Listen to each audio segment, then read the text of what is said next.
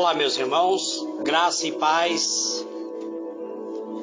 Eu sou o vosso irmão em Cristo, Gregório Louveira, de Campo Grande, Mato Grosso do Sul, passando aqui para deixar-vos mais um pedacinho do Maná dos Céus. O pedacinho de Maná dos Céus, nós estamos seguindo o Salmo, amados.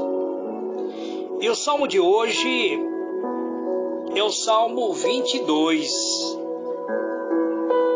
Esse Salmo ele fala sobre o sofrimento do Messias. Ele é um Salmo que fala sobre o sofrimento que o nosso Mestre Jesus teria que enfrentar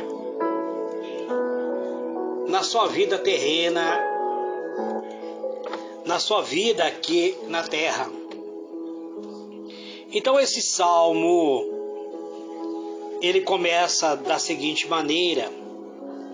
Ele é o salmo que fala sobre o sofrimento do Messias. Ele foi escrito por Davi para o mestre de música com a melodia A Corça da Manhã.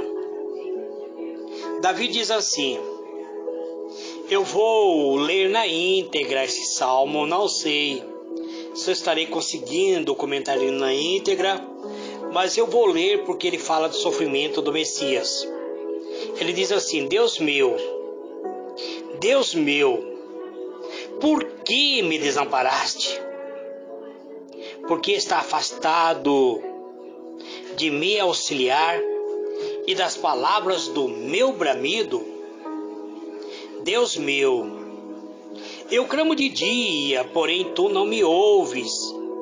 Também de noite, mas não acho sossego. Contudo, tu és santo, entronizado sobre os louvores de Israel. Em ti confiaram os nossos pais, confiaram e tu o livraste. A ti clamaram e foram salvos. Em ti confiaram e não foram confundidos. Mas eu sou verme, e não sou homem, opróbrio dos homens e desprezado do povo. Todos que me veem, zombam de mim, reganham os beiços e meneiam a cabeça, dizendo: confiou no Senhor, que Ele o livre, que Ele o salve, pois que nele tem prazer.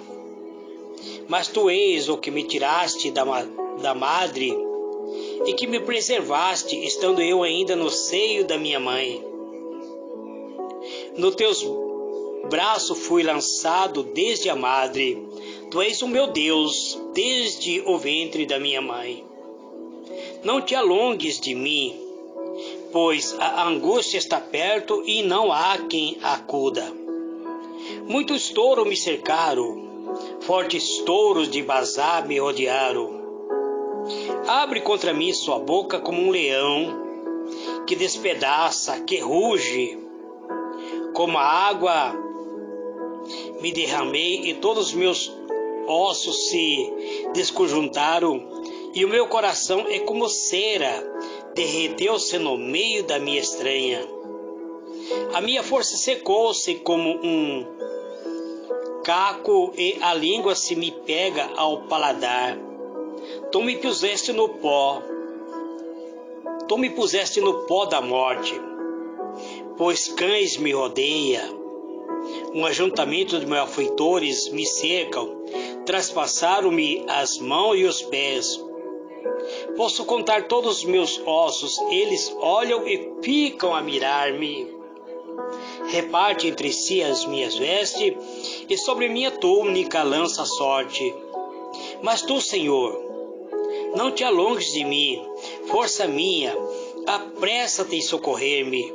Livra-me da espada e a minha vida do poder do cão. Salva-me da boca do leão, sim, livra-me dos chifres do boi selvagem. Então eu anunciarei o teu nome aos meus irmãos, louvar-te-ei no meio da congregação. Vós que temeis ao Senhor, louvai-o, e todos vós, filhos de Jacó, glorificai-o. Temei-o todos vós, descendência de Israel. Porque não desprezou nem abominou a aflição do aflito, nem dele escondeu o seu rosto. Antes, quando ele clamou, o ouviu. De ti vem o meu louvor na grande congregação. Pagarei os meus votos perante os que o temem. Os mansos comerão e se fartarão, louvarão ao Senhor os que o buscam, que o vosso coração viva eternamente. Todos os limites da terra celebrarão e se converterão ao Senhor, e diante dele adorarão todas as famílias das nações. Porque o domínio é do Senhor, e ele reina sobre as nações. Todos os grandes da terra comerão e adorarão, e todos que descem ao pó se prostrarão perante ele, e os que não podem reter a sua vida. A posteridade o servirá, falar-se-á do Senhor a geração vindoura. Chegarão e anunciarão a justiça dele a um povo que há de nascer, contarão o que ele fez. Muito bem, amados. Esse salmo, ele não tem como nós comentarmos ele separadamente, porque aqui fala sobre o sofrimento do Messias, sobre o sofrimento de Jesus na cruz do Calvário. Aqui apresenta o salmista, ele vê através do tempo, Deus descortina o tempo diante do salmista para que ele enxergasse o que iria ocorrer com o Messias. Amados, muitas vezes vemos na Bíblia, no decorrer da história do povo de Deus, alguns momentos em que o nosso Deus ficou em silêncio. Em nossa compreensão humana, não cabe a ideia de um Deus calado. Afinal, as Escrituras descrevem a fala, direcionamento, a intervenção e a voz de Todo-Poderoso como o som de muitas águas. Mas o fato é que o silêncio de Deus não é em vão. Existe um propósito, um processo pela qual precisamos passar.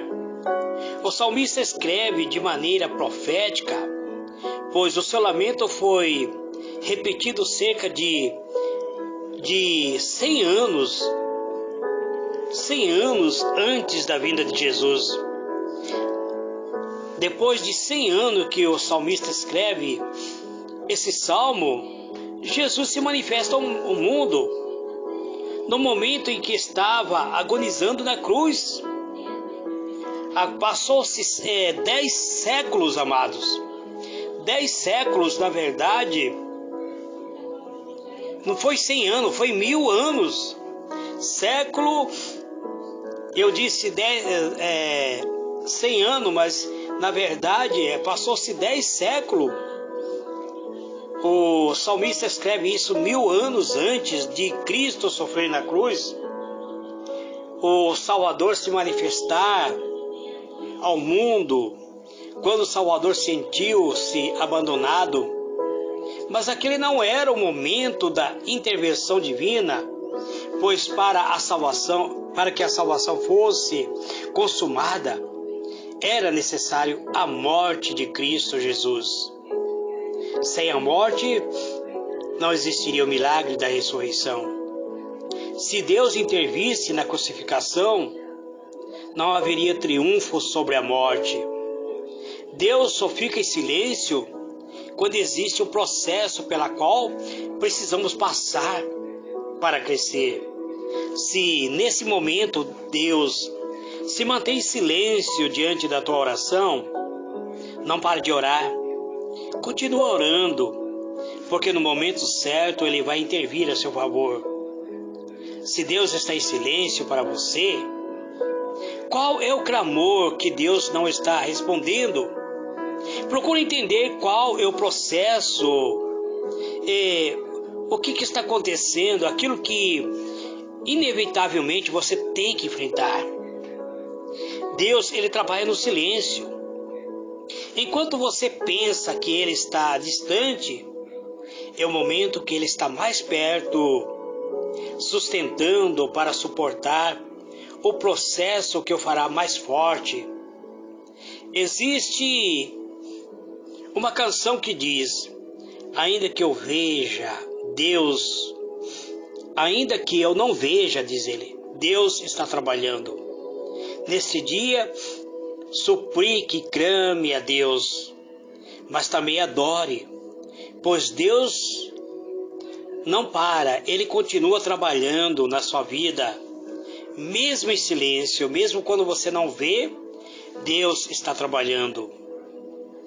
Os membros da Igreja de Cristo, aqueles que se alistaram ao exército de Cristo, ele tem uma função: destacar-se como um ato de heroísmo. Eu prestei o meu serviço militar, amados. Eu conheço o serviço militar. O serviço que merece mérito. São honrados como uma condecoração chamada Medalha de Louvor. É comum ouvirmos um comentarista esportivo dizer que determinado time ou atleta foi campeão com louvor, ou até mesmo um professor refinado se refere a um aluno que concluiu o curso dizendo que ele concluiu com louvor. Louvor é a função, é a menção dos atos dignos de honra. São feitos grandiosos, são feitos que você desempenha, são feitos notórios. Por isso devemos louvar a Deus, porque o louvor refere-se aos feitos e às grandes coisas que fez o Senhor por nós. Quando nossas expressões são direcionadas a Deus, costumamos dar o mesmo significado ao louvor e adoração, mas ele tem uma diferença quando ao adorarmos a Deus pelo que Ele é. O que Deus é para você? Para mim, Deus é amor. Deus é lindo, Deus é misericordioso. Para mim, Deus é eterno. Qual é a lista dos motivos de adoração que você tem para adorar? Mas quando a louvamos e dizemos isso pelo que ele é feito, por aquilo que ele fez, o que Deus fez para Israel? Deus fez para o povo de Israel, abriu o mar vermelho, libertou o povo do cativeiro que ele tinha, que sofria como escravo no Egito. A história conta que Deus livrou Daniel da cova dos leões. Então louvamos a Deus porque Ele não mudou e Ele muda a nossa história. Ele é capaz de mudar a nossa história, de restaurar a nossa família. Ele trouxe libertação hoje para cada um de nós. Podemos ser livres do jugo do pecado. Ao olharmos para a nossa história, com certeza nos lembraremos de que algum milagre aconteceu em nossa vida para que nós pudéssemos viver uma vida abençoada no dia de hoje. Porque antes nós vivíamos sobre a maldição. Então um grande feito aconteceu em nossa vida. Uma grande porta de livramento foi aberto sobre a nossa vida, um livramento proporcionado por Deus. Aprecie os motivos que você tem para glorificar ao seu Criador, para louvar o seu Criador. Não importa se seus motivos são pequenos ou se são grandes. O importante é testemunhar seus feitos em seu favor, em nosso favor. Qual é o favor de Deus em nossa vida, no dia atual, no dia de hoje? Então renda louvores, exalte o grandioso Deus por tudo o que Ele fez, por tudo o que Ele ainda fará na sua vida.